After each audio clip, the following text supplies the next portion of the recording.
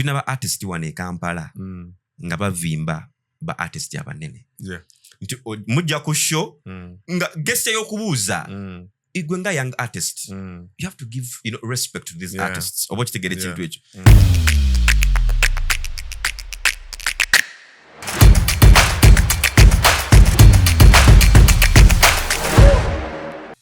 Hi everyone, my name is Abe Ozil nga ndi wano okwanjulira nate the industry critique. Abe Ozil yani Abe Ozil, I'm a marketer, I'm a PR, I'm an artist manager nkoze kuna abayimbi abenjawulo. Nga leero ku podcast yaffe je twatume the industry critique nga nkomeza omuganda wange Abdul White Collar. Yes, my brother. Yeah, it's your boy Abdul White Collar. Yes. Out at Galaxy FM, I'm a media personality, I'm a songwriter, and I've also worked in events before. I'm a songwriter, bro. Mpandiko muziki. Yes, sir. And I also tutor. Okay. So muziki olumu. Yes, sir. Yeah, so I've been in the industry for quite some time, and I love it when you're going to talk about the industry because we're in an industry, industry lacking a standard. So the purpose of this platform here, the industry critique, is basically to make people know tuinokutereza ebintu bino. Turwana nnyo tuberenga tuka ku world stage. Turwana nnyo kubera music wafe abere competitive, but we're not tutaterezeza bintu bino maybe chinzo butakola. So I think this is a great platform for all the people that love music, love the industry, the entertainment world, the stakeholders. Exactly.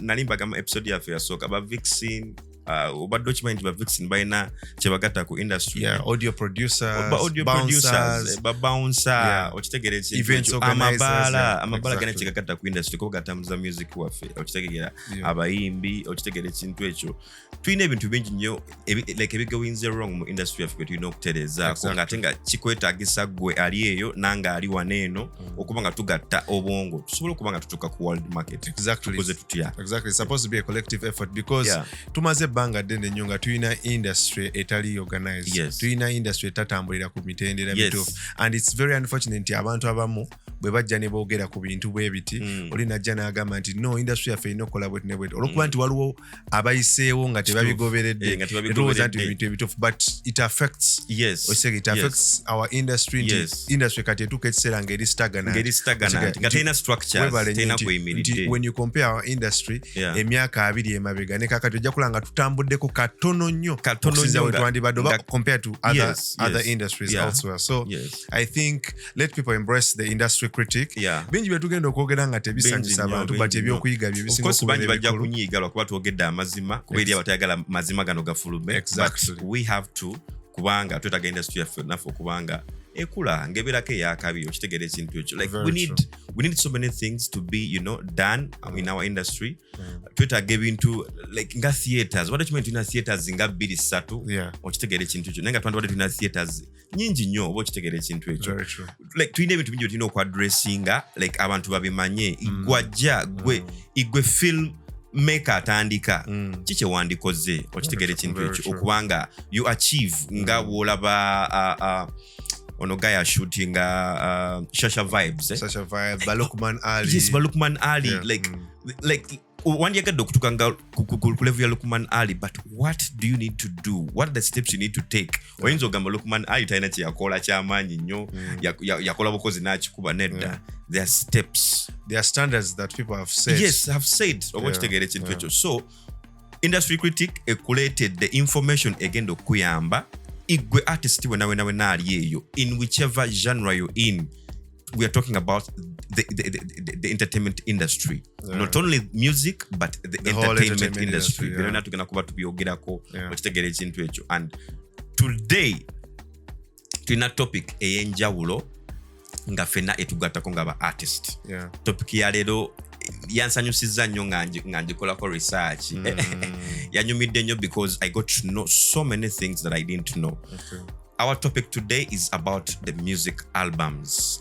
Obadde okimanyi nti no album eri vital mu bulamu bw'omuyimbi. Very important. Okitegere ekintu ekyo nti tugenda ku highlightinga music album kyeki kuba abantu abasinga bali eyo nga of course omanyi album naye nga tomanyi album kyeki abamu bazikola nezigana n'okutambula okitegere nga bazikola mu bukyamu. So today we want to know album chechi.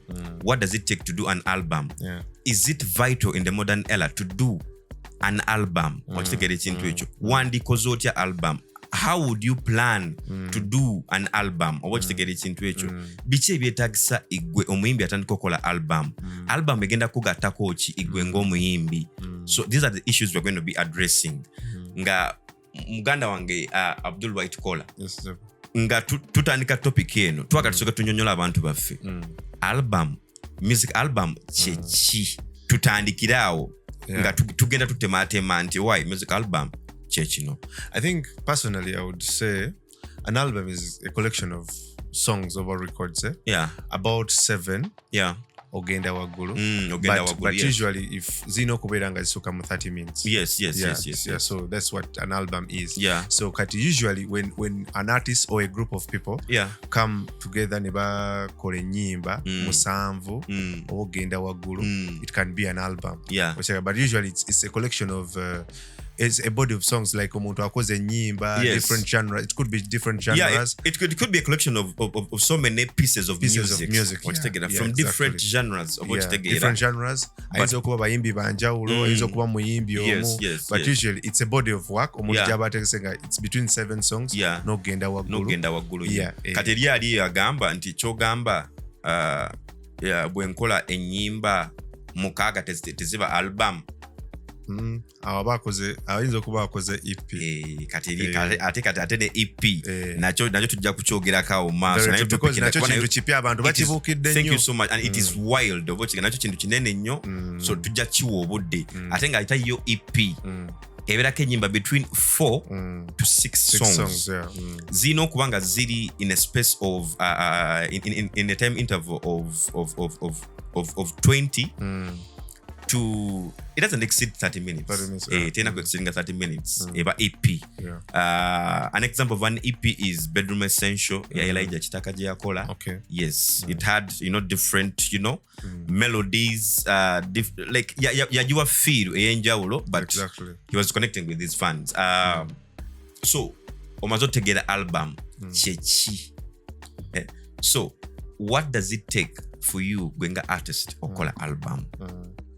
Okitegera ze steps ze twagala okuwa nga tetunakuwa steps ezo twagala okuwa credit aba Swangs Avenue nga label. Talk about it. Ekintu kye yakoze ekyenjawulo yakoze all-star album. Swangs all-star. That was album. Unique. It was something unique. Okitegera ekintu ekyo nti yagatta different creatives.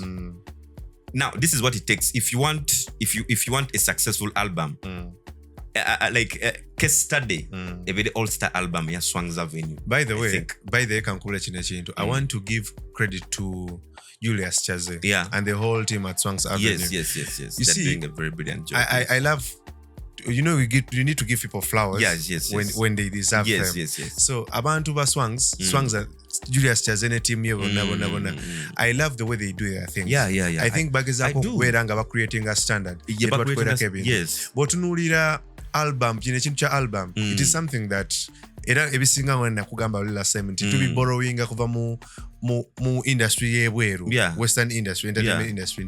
Abantu bali bakola zi album babadde nga bazikola ne wana abantu bazikola the likes of Chameleon abayimbi bangi badde bajja bakola album bangi baze feel bongo retire and is one of those people that abasoka kola album one Kampala. Actually oyo musajja okumanya wanjawulo alina ne album nga ya Christmas yazina ennaku enkulu ze tulimu zino ze tulimu zennyini nyini yakola album actually yesterday ndoza lwe nabadde lunakiwadde obudde obulungi. Now I was trying to go through his album je yakola nga ine nyimba nyimba zona ziri ku theme emu. Yakola album nga ya Christmas yoka and in one way or the other was trying to okuwaba fani be n'abantu abala no connecting n'aba fani be.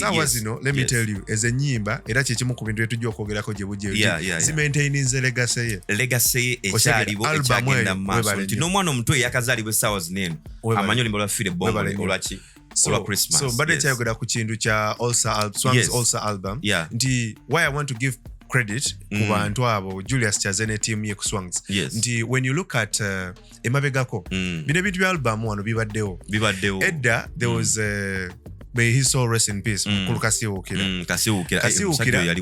is one of those people those abakolanga nnyo ebintu now what these people used to do nti be bantu abajjanga n'alaba omuyimbi kati nga bw'olaba Chameleon yoyo n'amugamba oyina wako omulungi nti album ya Kipepe wagikubya njagala okolera ennyimba 5 n'amuwa akasente oli n'akola ennyimba 5 now in one way or the other artists used to earn a lot of money because gwe kumaka kafaananyi nti mu 90s oba mu early 2000s omuntu nga Kasiwukira akutte album ya Chameleon nga Dorotia okitegeera n'amugamba omanyi ku album ya Dorotia eno ngenda kuwa million ne bwe ziba million katubale sente no million 2 ngoma ya million 2 g'ebiseera ebyo gali gakola it would add value ku muyimbi nga ne bwata nakola concert webale nnyo nga ne bwata nakola concert oyo aba yakola ki ate nga bano abantu babayambangako omuyimbi okubeera nga music yo bamu distribute because they had distribution points ng'omuntu ate nga ekisinga n'okubeera ekikulu nti buli yayagala nga oluyimba olwo teri reproduction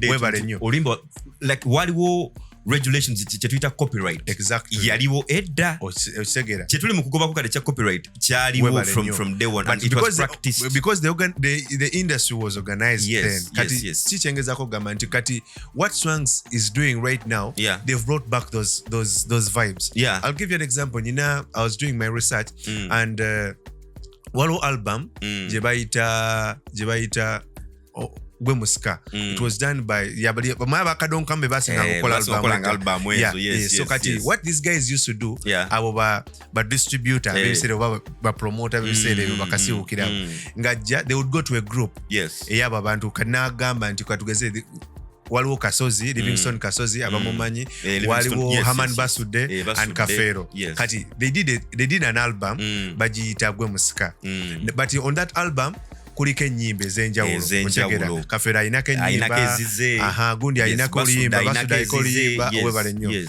but ekisinga okusanyusa nti these are people abali bayimba mu ngeri y'enjawulo abayina creativity y'enjawulo twalinga tuloza nti there's a competition webale nnyo but there wasn't webale nnyo kati oli n'abakwata n'abateeka ku album emu now imagine how rich that is jadide talent ez'enjawulo nti kati kikwata kiteke okirelatinge kati nti okuteeka Mary n'okwata Bebe n'okwata Bobby Wine Juliana ne Irene Namubiru n'oteeka ku album webale nnyo kati nze I love why I want to give credit to Swangs Avenue and the entire team. Now they sat down. They had artists abaddewo for some time. They've developed a fan base. They've built their brand. Nti abayimbi babamanyi. Kati bazimbye ne credibility nti bamanyi kye basobola okukola. Then ne babatuuza. They brought these jobola bagita na all star. Ne baleeta abayimbi bano these are different artists from different genres of music. Exactly. So kike kitegeeza nti kituzzayo ku ziri vibes enkadde nti omuntu yatulanga n'akola album n'agiteekako abantu bangi n'agiwa obudde n'etambula. Kati we have a biggest problem today. Munansonyiwa this is industry critique. The most biggest reason why albums wano zibadde ziganya okukola it is because ekisooka entegeka yaazo.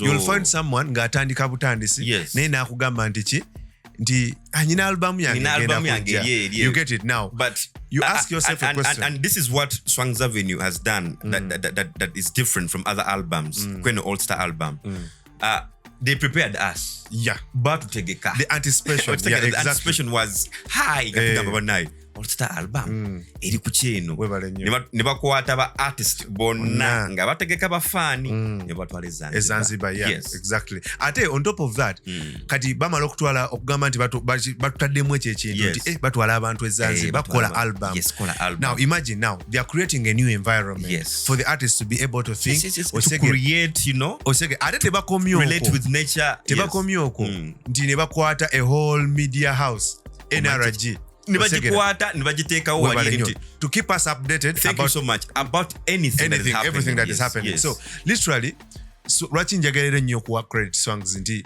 olaba also album eno nti it is different from what other albums comparing albums zonna zetubadde nazo wano era kyobula nti abantu babadde bagamba there are people that have done albums there is omuntu yakola album kale abantu bayinza okugamba nti ebadde tekola we cannot basically judge that but abantu bangi bakoze album nezivumbeera kale nga weeri nenga tebadde na hype so kati waki njagala okwebaza nnyo Songs Avenue nti when you look at the also album nti it is something kibadde kitegeke but kiddayo ku kiki kyetubadde tugamba all along we want to have an industry that is organized you get it well streamlined. We all know Songs as a record label has prominent artists they've had Bainaza abadde akola bulungi they've had Winnie Nwaji over there Vinka is out there Chikuba they brought on board Elijah Zafarani you know you get it now bibana abayimbi exactly now these are artists that have really made a name they've built their brands buli omuntu abadde outinga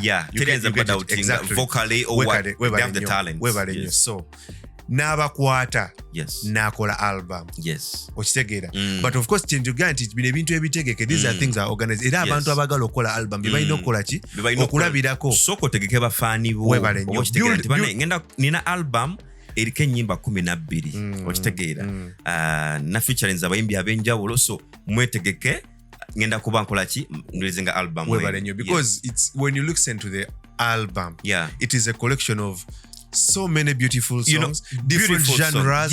Because when you look at Bolabanti, hip hop is catered for, Afrobeat. It has a lot of East African rhythms. And it has different touches from different producers. Exactly.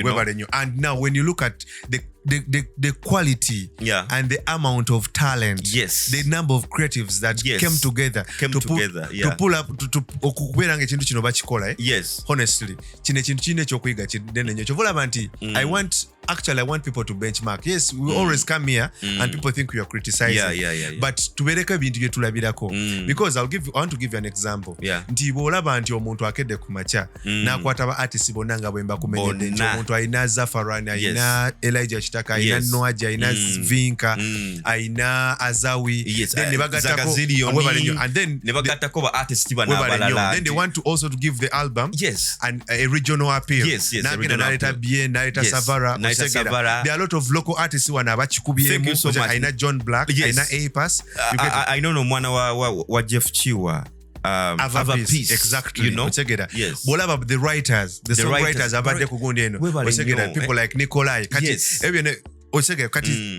Basically nti chances are many that such an album is going to thrive because it was planned for. It was planned like bategeka abafan bategeka abayimbi producer bategeka even the time frame obategeka jibawa album okugikola they gave it time nti ate era okitunulira nti these are artists botunulaba artists abali kugundi kunyine babaddewo nga bakuba they have singles ezibadde zikola so by the way badde ne singles ezibadde zikola by the way Ava Peace they know Luimba one aina Tabu ne Dax badde lukola bulungi nnyo osegera era ijayibadde ne Dawa nga yamanyi kola osegera now muembeera eyo osegera nti ebiseera ebisinga tubeeko bye tuyiga osegera album bolaba abazungu babakola album zino nti omuntu yandibadde by the way weebuuza lwaki oba okola album osegera first of all the one thing I've realized most people that have had albums that are successful they've first built their career. Thank you so much. Nabiranga ina waka mungi. Ina waka. And you see the funny part is you see album eno jiraba.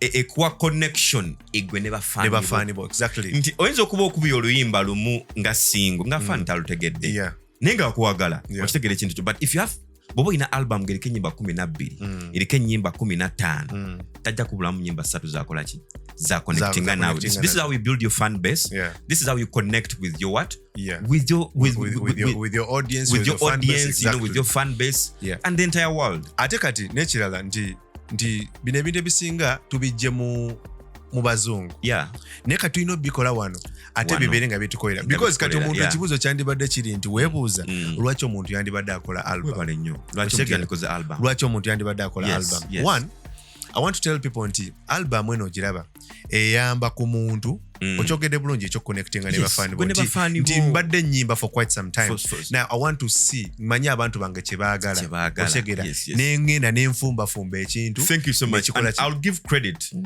to APAS. Yeah. APAS has done an exceptional, like he has gone an extra mile to do things like ngabiri ku standard na setting and principles. APAS yakola album ngerike nyimba aga. Yeah. If you want a company to tumanyike nyimba nga 5 over 10. But do you know how many people listen to APAS online ku streaming platforms zezo jomu kuba artist abasingo kola sente online nenga takola mu nyimba zino feze Twitter hit album ekuyamba gwe nga artist okubanga okola sente webale nnyo besides connecting with the what your fans kati olaba in fact let's say gundi enungi nti kati olaba in terms of collecting revenue nti appeal ya album yo esinga kuya single because olimba osobola okukola olimba omuntu omu n'atalwagala naye bw'oba okutaddeyo album nti omuntu neno osobola okuwuliriza luno omulala ye n'awulira Abba ajja kuwulira lulala Abdul ajja kuwulira lulala osanga buli muntu ajja kuwulira lulala but fena nga tuli kuki tuli ku album ekirala we are in a streaming era nti ennaku zino people want to do streaming the number of abantu abalina iPhones exactly. most of the time they buy music online nti kati era gye tulimu nti oteekayo album okyegera kyangu nnyo abantu okubeera nga leero awuliriza luno oluyimba ekya nawuliriza like they get to listen to different songs ez'omuntu omu and they connect with them but n'ekirala plays zo zeeyongera okusinga bwenateekayo webale nnyo nti kati ekyo kirina advantage eyo n'ekirala abantu kye batamanya nti promotion and marketing it is very easy okyegera nti bwemba promotinga if I'm promoting an album effort mplanninga because kintu kinene okyega okusinga onakwata akayimbako singoyo ogiwa omuntu bagitambuze ekome wano naye omuntu usually looking at a big you have that bigger picture mentality when you're trying to push the album so kati ebiseera ebisinga n'ekintu abala kye batamanyi nti ebiseera ebisinga bwe tuba tukola abantu baba baagala kuzimba ng'ogyeko fan engagement loyalty ne legacy true for ebiseera ebisinga tubaye twogera wano ku album ya Fire ya Christmas eyo album gye yakola legacy ye yagizimba ekyaliwo for the next 50 or 100 years to come webale nnyo nti yakola ekintu gw'okirabanga kyakusaaga naye bwe bakuba album kisinga trendinga eyafire bongo so njagala nnyo okuwa credit nti abantu ebiseera ebisinga kuwonya Swangs Avenue honestly eno album yamwe All Star album eyina ekyokuyiga kinene nnyo because let me tell you nze nakulira mu era nga tuwuliza kadongo kamu osegera naye you would listen to an album batekangamu ka cassette yako ne kakuba n'owulira n'ofuna feel y'enjawulo nti ate n'ekirala sebata kafeero basudde webale nnyo but on something called an album on a cassette tape webale nnyo n'ekirala nti of course kati kubamu akafaananyi you've brought different talents together on the same work otegera nti bakole piece emu ku nkomero ya byonna you expect buli muntu okujja wakati look at the number of producers abali ku gundi the likes of Banga Boy sound engineers abaliko exactly they planned they prepared everything webale nnyo nti kati olaba nti ulina ebintu byonna bw'obitunda nti in terms of promotion osegera kati gwe kwa makafaananyi nti abasajja bakola album eno ne bagenda e Zanzibar ne batutegeka ne batukomyoko ne batwala NRG ne bagetuwa updates everyone abadde nga bogenda ku mitimbagano everyone on social media people are trying to anticipate osegera All Star album kala ate kino kye bakola ekirala ekyenjawulo ne batusula mu godi ebadde nga tebannagita webale nnyo that is I think it's struck number 13 I think osegera now imagine kyovola bino ebintu byonna nti buli muntu ali eyo ng'oyagala kukola album this is something I love what Swangs is doing today. They are setting a trend in a sense that they are trying to show us how to the right way of doing things. Imagine, right way. I think that album has a lot of beautiful songs. About from Falai Didi, Wedding, there's finally Winnie amanyoku rappinga nalabira ku album eyo oba okitegeera but she can do so many things okitegeera Mary Jane hip hop vibes ezo wedding okitegeera kati now batwa genres ezenjawulo ne firo ey'enjawulo just imagine olimba lwa album bagiteekako Savara Savara this guy was out so ne bien yeah but for melodies ezenjawulo but oluswahili olunyumu twagala oduwulira tulumisi kati you see now that ekyo kyokka it is giving the other regional appeal I was telling you it's giving the songs and the artists more mileage because kati buli muntu ajja ne fan base abadde tamanyi Elijah Kitake Kenya kati agenda mumanya kati ebyo byonna abantu bye balina okwanticipate nti oli takoze because album kutuukiriza mukolo but also they are looking at that global reach industry yaffe tujongeddeyo tutya Swang's Avenue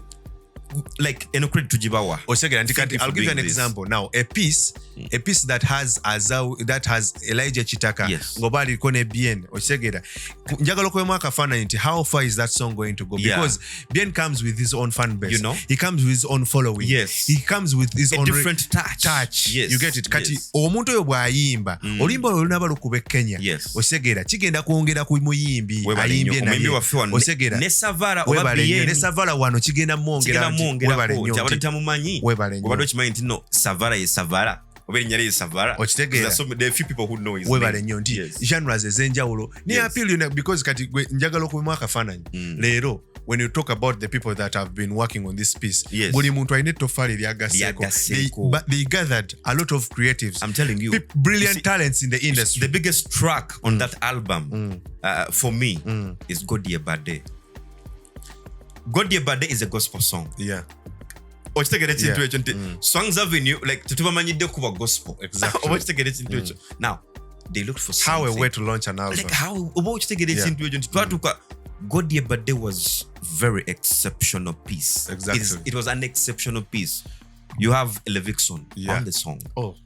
You know? Like akutebendera ya ghost y'abantu abakola gospel n'atuwa kye twali tumusuubiramu n'okusukuluma Zafarani killed it. Vinka, I didn't know Vinka can do all that and it was so nice. When you look at the video of the song bola video y'oluyimba olwe nti ekuletera abantu actually it made us the way they launched this album by the way using Godie's Badenti basosa katonda mu byonna they started with the gospel song yet kuliko enyimbe ez'ebintu ate ne bakikola bulungi nti bw'otunuulira the cast oba abantu abayimba era kyobula bagiyita all star album nti oleese Levixon fena tumumanyi kyasobola okukola mu gospel world oleese bano abayimbi ababulijjo nti they are secular artists nti ne bajja ate ne batuula mu ngoma ne batuula bulungi osegera nti ne bagiwa ey'omwoyo kwegamba nti the album gives us that inclusivity. Thank you so much. yonna gy'oli because omuntu yenna yina kyamanyi webale nnyo fena katonda tumukulembeza osegera nti how a way to launch an album now kati goli yeyo ng'oyina album yo oba you think about starting an album it gives you ekintu ekyokulowooza nti ogambe nti how am I starting my album how njironchinga ntandika ntya how do I start an album nti why ninasooka producer, ninasooka songwriter. The choice of artist matters as well. The choice of songs, the choice of the titles of the songs matters as well.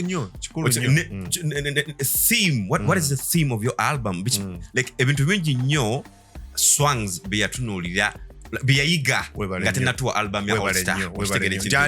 But settings trend nti bataddewo akatiba tuyige. When you look at waliwo albums nga Thriller Michael Jackson yes. Actually it is one of the most streamed albums of all time. Naye when you look at wolaba ku documentary nga bakolaga engeri gye bali bakolamu album eno the choice of songs engamba tugenda sosa luno tuzzaako luno nti byonna bw'ogenda n'obiraba bakola ebintu nga bitegeke and I want to give credit to Swang's Avenue nti album eno girengera actually bw'oba ogiraba nti yemu ku album ate ezina ennyimba ezitambula okega bw'ogenda ku 16 songs webale nnyo but they're all moving exactly because kati bw'ogenda ku charts ezisinga okega you'll hear batuleke somewhere akuba ojja kula Godie Bade akuba Fela Ididi akuba final akuba eno Mary J webale nnyo okegera njagala okwebaza Swangs Avenue. Yeah. Nti In a album special way. In a special way. Era singa tulina akazindalo Webale nnyo. Nti mutaddewo trend. You're setting a trend. Nti abantu batandika okulaba nti this is the right way of doing things. How do you promote something? How do you create the hype around an album? How do you get it? Like, and how do you put a brick on the industry? This is how you put a brick on the industry. Wakati olaba, when you look at these artists, there is a reason lwaki bulijjo Vinka tatanga album. There is a reason lwaki Winwaja ade tatanga album. Ne bagenza okukikola batadde album kati okiraba nti trust me, by the end of next year osegera album eno egenda kuba etambuza ba artists bano egenda kuba ebongeddeko nnyo bokka wabula n'ensinga ki ne industry waffe nyinyi agenda kuba yeyongeddeko kubanga pieces eziri ku album eyo zonna zina ekintu ekyenjawulo zina uniqueness okitegera ekintu ekyo. I'll give an example. Oluyimba lwa finally olwa Zawi ne Elijah Kitaka. It was a master. It was a masterpiece. I didn't know they would pull up something like nga bali babi ne bakola ekintu ekyenjawulo wekitegera ate nga bonna batudde mu ngoma bagitulamu bulungi nnyo. So Swangs Avenue umebale kugatta tofali ku industry. So these are the things we are talking about here ku industry critique. These are the things we want to do. We want to add a brick on our industry. How? Example, Swangs Avenue chiyakoze echa All Star album. Ochimanyi All Star album yanzijukiza series baita Empire. I think most of you have watched Empire. Now Swangs Avenue borrowed most of the strategies Empire used. Together, because watunia movie ya Empire eyo, it was more of musical. Bali bakulaga record labels. Bali bakulaga like the role of record labels mo industry. Nti the role of albums. Together. Nti Empire was like a record label. Ngegatta ba artist abenjawulo abali prominent n'abatali yalina ba upcoming artist nti ba upcoming artist waneeno like bochigeza muchafe waneeno nti kati Zafarani ono tukoze tutyo kumujja mukyayina okutuwa nga bulijjo okitegera ekintu ekyo nti kakoleko engoma ne gundi kakole kulimba ne gundi nti nekigatta Zafarani nga ye kati esawas na ina amaanyi and it boosts confidence. Confidence because katolabe chichobado yogerako. I'll give an example. Nti when you look at how long Zafarani as an artist has been in the industry, tozoaji comparing na ya Winwaji or Vinka. However, kati when Zafarani gets to work with this kind of people, when Zafarani gets to work with Bien, when he gets to work with Savara, like the confidence around her ayongera okumanya amaanyi ge ate kimusitula like she's easily catapulted to the next level. She's elevated in one or the other. So abantu ebiseera ebisinga tukola ebintu omanyi wano tulowooza when you're ignorant about something there is a saying that obutamanya tebukujisako musango in law. Exactly. So nti bobanga tomanyi kintu we acknowledge that there are so many people out there that are doing things in this industry the way they are. Bakola ebintu nga babisanga bakola ebintu nga bwe babiwulira and because we do not have things to benchmark on people will always criticize them. But unfortunately, people are going to criticize people. Nenga tebabawadde kyakola. Now, kino kyetuyiza okubagamba olwaleero nti the purpose of this platform, the industry critique, is kwogera ku bintu bwe bityo nti when you look at what we are giving flowers to Swangs Avenue because trust me, I expect nti any other artist out there who is going to do an album, they should borrow a leaf from what these people have done. What are the steps you need to take ngokola album? Chiche wetaga bintu che bikulu biwetaga okitegera ekintu ekyo because first of all oko addressing ekyo bagamba I think omuntu yenna okubanga oyagala kukola album the most ekintu ekisinga okusigwera ekikulu you need to strategize. Have a plan. Webuuze osegera album gyengenda okukola, am I doing it as an individual? Thank you so much. Am I doing it as with other people? So, and if you're doing it as an individual, what are you selling to your fans? Exactly. You get it. Are you trying to translate? Is there something you're trying to communicate to your fans? Do you really want them to relate with your soul? Exactly. If you're doing it as with other people, you're inviting people. Who are you choosing and what are they offering? Because when you listen, just like we've said, when you listen to this album, everyone that is on board has something unique to offer. Unique. in terms of vocal ability, Yes. in terms of expression, in Yes. terms of amanyi gaabwe ge balina Amaanyi gaabwe, ne discipline gye balina, okitegeera ekintu ekyo. from the creatives to the artists to Yes, the producers okitegeera ebyo byonna Ate byonna nti gwe artist ali eyo nti if you work with different creatives kikuyambako okuyiga. exactly. Nokuba nga obadde tomanyi. You improve as a person. Yes, you improve. Gwe nga Yeah. songwriter, you improve and you gain confidence. Oba okitegeera. Okitegeera. Nti you've worked with Azawi, you've worked with Savara, you've worked with Elijah Chitaka, Exactly. you've worked with Winnie Waji, you've seen the test of Zafarani and her vocal abilities. Yeah. You've seen how Vinka can rap, how Vinka can blend in, in different, Because sounds. I want to tell you something. Yeah. I was nali mpulira omwami gundi nga ayogera Sebata. Yeah. So Sebata was saying, actually he was also being thankful to Yeah. bali abasajja abakolanga And album. these are the people who have made albums. Exactly. Yes. Yeah. Yagamba nti for them bakolanga album ekisooka album zabawanga akasente nti oli yakwatanga album n'agitunda n'agiguzanga omuntu nga kasiwukira n'akugyamu akasente kati akasente ako ne kakuyamba okubeera nga omaintaininga musical career yo ogula ebyuma n'ebisigadde tebakomanga okwo nti albamu ba distributors bano bazitambuzanga okitegeera bwe batambuzanga albamu zino omuntu yavanga wano n'agenda ekyotera n'akola ajuka radio tezabanga nyingi n'akola ekisaawe ejuka bakubanga amatundubaali okitegeera so zebakuyitanga zino modern day concerts somebody would go to an area ne bakola jukira nti bakolanga regional tours okitegeera okimanyi nti abasajja abo bagendanga nagamba nti ngenze kubizinga webale nnyo n'amala emyezi egi ng'ali mukola tour webale nnyo n'agamba ngenda kukuba oluguudo ngenda kukuba Jinja Road n'agamba ngenda kukuba emukono nve emukono ngende enjeru nve enjeru ngende ejjinja nve ejjinja Kamuli you get it now like that ng'abantu bano bonna oluyimba luno luba lwatuuka dda era ayimba ennyimba ng'abantu bazikola they had distribution points because kikyengezako okugamba nti albamu eno ekuyamba music okutambula ate ennyimba abantu ne bazimanya unlike today nti omuntu ajja kufulumya singles ebbiri singo tulina obuzibu bwe tulina ne singles nti omuntu akuba singo n'ekwata naye bw'ezikira kati nga talina okusituza ki ennyimba endala however with an album the advantage that you likely to have nti today I will do an album oluyimba luno lukube naye nga lukyakuba ate abantu abala people will fall in love with another song like that kitegeeza akatale koolina buli muntu agenda kukyuzinga oluyimba lwayagala ogaziza akatale ate ne album eno erimu kuyamba kuleeta webale nnyo it brings in money nti kati ogezaako nti you're trying to hit many birds with one stone nti abantu ab'enjawulo bagenda kujja otegera nti ojja kukola concert leero nga buli muntu aganze nzija ku concert y'abaana abantu but because nze njagala Friday nzija ku concert y'abaana abantu because njagala God ate abantu abasinza okikola naddala e Bulaaya abajamaika abo now I'll give an example waliwo artist ajja wano e Kampala gweta Dexter aina album nti most of the people mulimu abagala Tinko nga lwimba lwayagalako mulimu oli nga yagala weak to you that is the song mulimu oli nga yagala like bakola album nga buli omu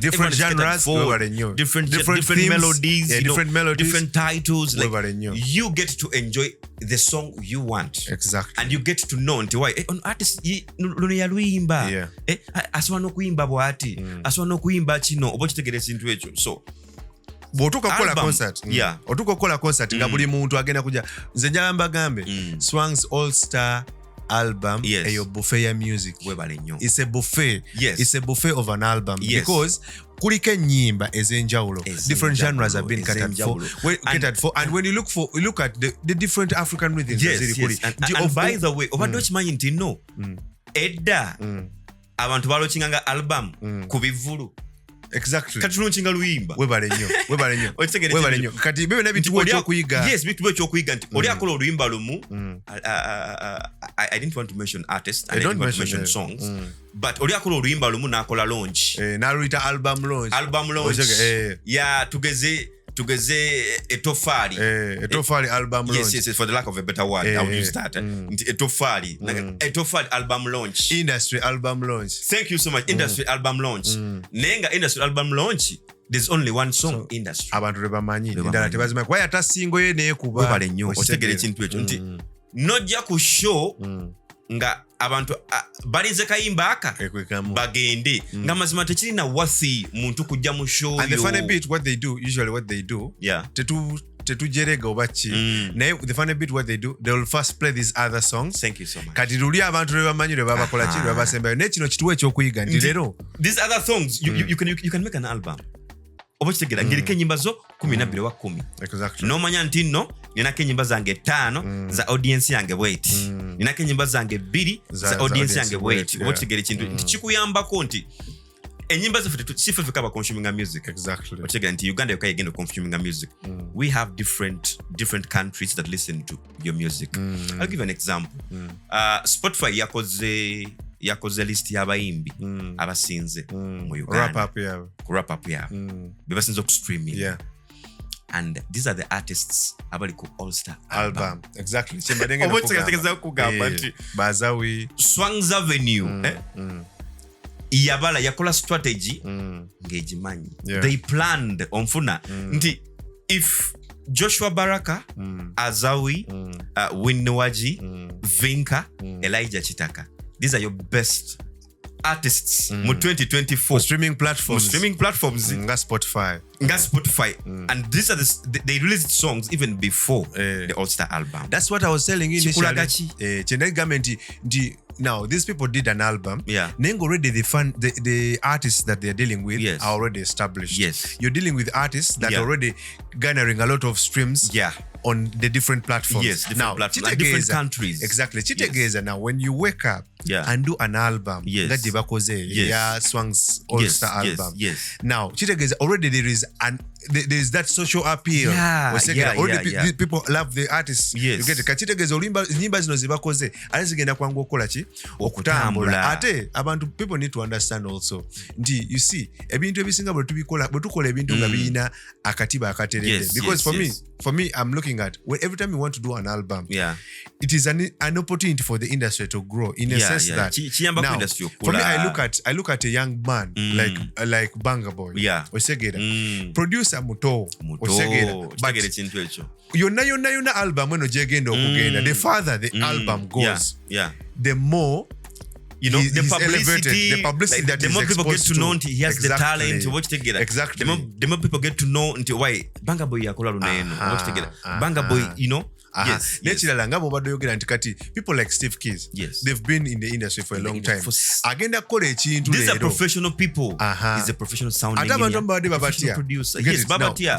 People have not used such people. However, nti eno industry ngabo egambe nti industry eno kola tulina ebintu tulina okutereza. Omuntu ayinza okubeera onagamba nti how do I do a team? You see omuntu bakera ku machane bagamba nti somebody started yakoze album. Osegera. People are running careers without teams. Osegera. But you need to have a team because you need to have a team. I believe the success of this, the success of all the product that we're seeing today, the masterpiece that has been produced by Swang's Avenue today, in the name of the Swang's All Star album, has come as a result of the efforts of the many. Thank you so much. People many that creatives that have put together album. as a team. Osegera. Yes. Buli muntu abadde alina kyakola. At the end of the day, era nkyituuzayo ku eri kyetubadde twogera nti if you want to be a successful entertainer, if you want to be a successful artist, a successful events planner, or you want to do production, have a team. Because today, if we were to borrow a leaf from how these people do their albums, album time. Bolaba Beyonce, when Beyonce Nalinda Bastory and Beyonce koza Lemonade album. Obera n'abantu ekisooka bako idea bagamba nti akati obadde okosirise nnyo twagala kusituka obadde okola bwoti. Now they even bring on board people who think for you. It's more of they create a think tank. People to bring ideas so that ekintu kyebafulumya at the end of the day it is very nice. I think tebannakifulumya kina bwe kiyita kina emikono gye kiyitamu nekisunsula obadde okimanyi nti ba artist baffe wano abasinga tebalina muntu awuliza luyimba lwe nga amaze oddukola okitegere kintu it is a weakness. Exactly. Okitegere kintu ekyo nti abantu bakola bokola oluyimba waneeno omuntu akola oluyimba leero ne balutencha. Yeah.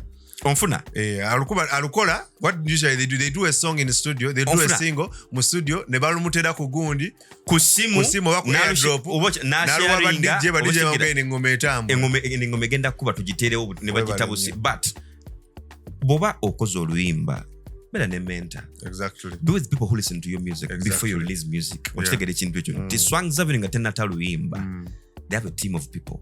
Mulimu ba DJ, mulimu ba sound engineer, mulimu ba producer, music enthusiast, writer, mulimu ba presenter. You understand? Tebachikola mbu kinyumo nedda. They want to test their creativity. Is it appealing to the market? Okitegere kintu ekyo nti DJ Masi wanawulira oluyimba lunagamba engoma eno wenagikuba mukati woko ejja kola njiraba naye ate mujongere mu kino webe nakuba ekiri international onofe ejja kola naye tujongeremu kano ekisobola okugenda international bagenda okuta album nga all star album nga eyise mu academy ez'enjawulo nesimu yagiwuliddemu Banga Boy yagiwuliddemu nti Steve Keys yagiwulidde okitegere kintu ekyo Herbert Skills yagiwulidde okitegere kintu ekyo nti abayimbi abenjawulo bagiwulidde but DJs abenjawulo bagiwulidde before they release the song or the album. So kati abayimbi abatandika abali eyo these are the things you need to be doing. Oyinza okuba okoze album yo ngi ebaddeko ennyimba tesibadde na nnyingi nnyo naye nga because you didn't follow the right steps album yeganya okuba nga tonabana kucamuka because tukola nnyo ebintu because we've seen other people do these things. I want to give credit to Dr. Jose Chameleon. I was listening to one nga muwulira yodda ina podcast emujenda aliko nga yogera nti yali akola album osegera but there is a certain way he wanted to do the album but now his team ne batandika mu advising and amugamba kino kiriwe album nasoka najiteka on hold because he realized there is a lot, there's so many loopholes osegera ate nekirala nti we all know undoubtedly is undoubtedly muluyimbi mulungi songwriter mulungi producer mulungi nnyo fena tumanyi okimanyi yomu kuba artist abali full abali complete is a musician he can play instruments asobola okwewandikira asobola okola ki esinga okusiza one thing I loved about him nti yawuliriza what the team was saying. Now kwekyo kyennyini Fred Sebatta the legend yatudde ku press conference I think 2 weeks ago ng'agamba our credit Dr. Jose Chameleon. You know why? Because he listens and he seeks for help from elders. Nti bwatuka ngali mu situation ngali stranded ajiwa Lord Fred Sebatta namuza tata wali mu mbeera bweti wano wayitawo otya tulina ba artist wane Kampala nga bavimba ba artist abanene nti mujja ku show nga guest y'okubuuza igwe nga young artist you have to give respect to these artists oba kitegere kintu ekyo naye olinajja ku show n'avimba legend naye nga omuntu ng'oyo asobola okuwa amagezi ayinza n'okuba nga yalina ekiddako oba kitegera kiwetaaga. There is something that I also want people to learn from this whole thing of each album nti olaba abayimbi bangi bagamba nti baagala okuyamba abayimbi abato okitegeera and trust me one of the ways you can use okuyamba omuyimbi omuto is album. I'll give you an example nti wano tubadde n'abantu abakoze music nga wanjawulo for quite some time. I'll give an example olaba omuntu nga Chameleon ng'akedde ku makya n'akola album n'akwata omwana omuto omuyimbi yenna katugeze kati nga gesture gyakola n'awafikigaza oluyimba webale nnyo nti bwe mutuula n'ogamba nti omanyi eno album yange nga Chameleon because olaba singles enjawulo zibeera nazo nti nsobola okukola single n'engikuwa ofe nayo okitegeera otegeera naye bwe bagenda kukola album bagenda kuŋŋamba nti awo omanyi omuyimbi gw'oleeta ali atya ayimba atya tumuyambeko tumufunire songwriter oluyimba olulungi tumutwalire mu studio ennungi. Now omuntu agenda ogula album ya Chameleon bw'anaaba awuliza ennyimba z'omuyimbi kitegeeza amaanyi agenda gassa kuki n'omwana ono agenda muwa obudde amuwulirize agenda muwa obudde nti album ya Kamili eriko abayimbi nga melody eriko palaso eriko abayimbi ab'enjawulo bali mu kusika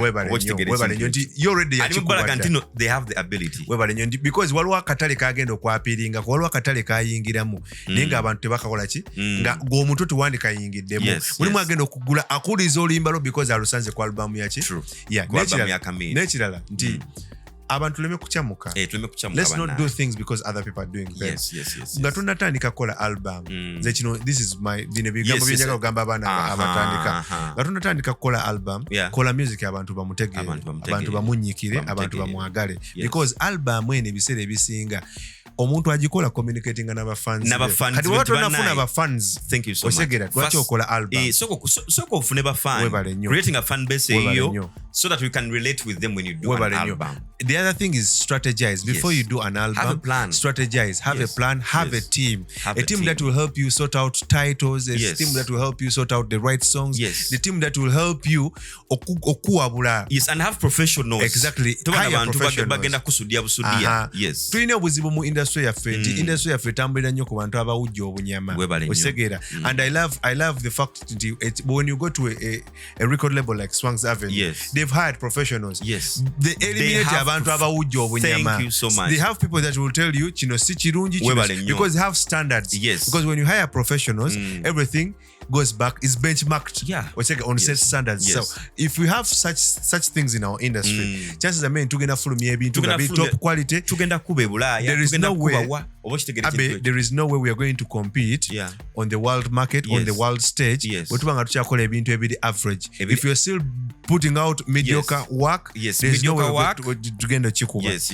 So big up to Swanks Avenue. Swanks Avenue All-Star album and the team All-Star album ya Kabi eri top notch abantu bagende banonye album eyo eriko enyimba 16 nze ninako enyimba nga 3 okitegereza nyumira kweyo album enungi ennyo God ye birthday kuliko finally kuliko Mary J.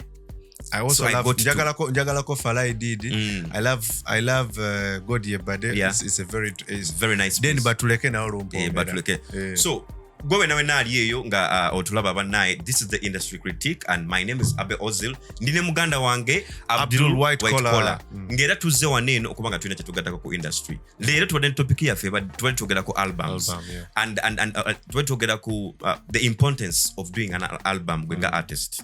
Okitegere ekintu tuwadde tugera ku why would you do an artist gwenga omuyimbi lwaki wandikoze album gwenga omuyimbi okitegere ekintu ekyo twogedde ku bintu ebyenjawulo era nga tusaba mu commenting mu liking mu sharing okitegera tuli ku platforms zona tugenda kubeera ku YouTube tuli ku TikTok tuli ku all streaming platforms zona ze mumanyi the industry critique era nga tusaba mutuwagire mutuwe support kubanga twagala kugattako tofali ku industry and today's episode was about the albums. Keep it locked.